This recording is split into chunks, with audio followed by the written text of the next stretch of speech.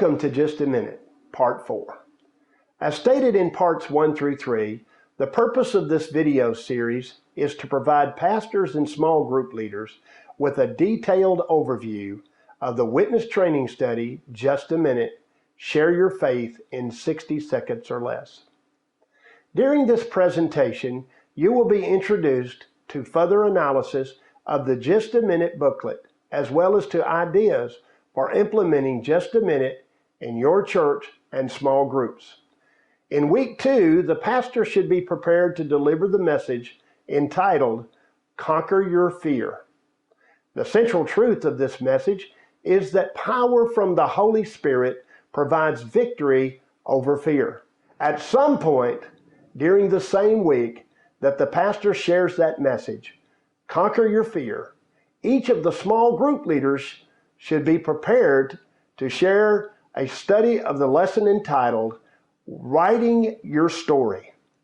The key passage for this small group session is Acts 22, 1 through 16, which features the Apostle Paul sharing his own conversion experience. The central truth of that session is that every believer has a story to share with unbelievers.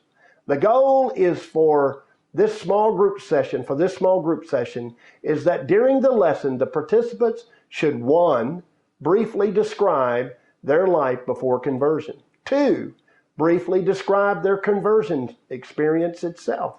And 3, briefly describe their life since their conversion.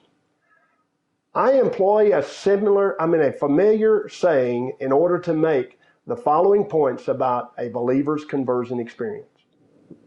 Point number 1, been there. This describes life before conversion. During this time, the small group leader will want to have each of the participants write out 2 to 3 sentences that describe their life prior to conversion. The leader should only allow about 3 minutes for the participants to write. If the small group leader allows too much time, the participants will write out too much information. The small group leader may want to provide the participants with an example. I suggest that the small group leader share his or her testimony as a model for the class. Make sure that the participants know to keep it simple. The small group leader should encourage the participants to avoid using religious language or religious words like saved, walk down the aisle, revival, crusade, prayed the sinner's prayer, and phrases like that. Remember, non-believers aren't familiar with the same vocabulary as believers. Words and phrases like VBS, Vacation Bible School, simply don't communicate with a non-believer. After about 3 minutes, request that a couple of the small group participants read their sentences aloud so that the entire group can hear them and share in them. I strongly suggest that the small group leader ask for volunteers who normally don't talk to share their story with the class. If the small group leader is not careful, however, a few people will try to take over the share time. And no matter how sincere these people may be, some will try to dominate the conversation. This behavior will naturally discourage others in the class from participating. Point number 2, been there, done that. This describes the moment of conversion.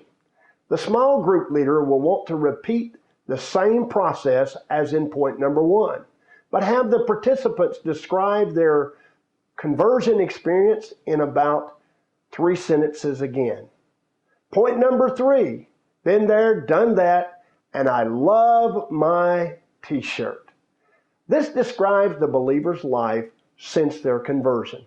Again, the small group leader will want to repeat the same process as in points number 1 and points number 2, but have the participants describe their life since their conversion experience. Finally, the small group leader will want to encourage all the participants to try to remember these 5 things. Number 1, relate, relate, relate. Encourage the believer to use language and personal descriptions that relate to the unbeliever. Number 2, Don't argue. Encourage the believer to avoid conflict caused by arguing or debating with unbelievers. Point number 3, don't glorify sin. Encourage the believer to be careful not to appear as though they are glorifying a sinful lifestyle prior to conversion. Suggest that the believer be transparent but not shocking.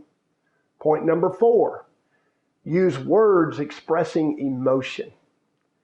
Everyone experiences periods when they struggle emotionally in life.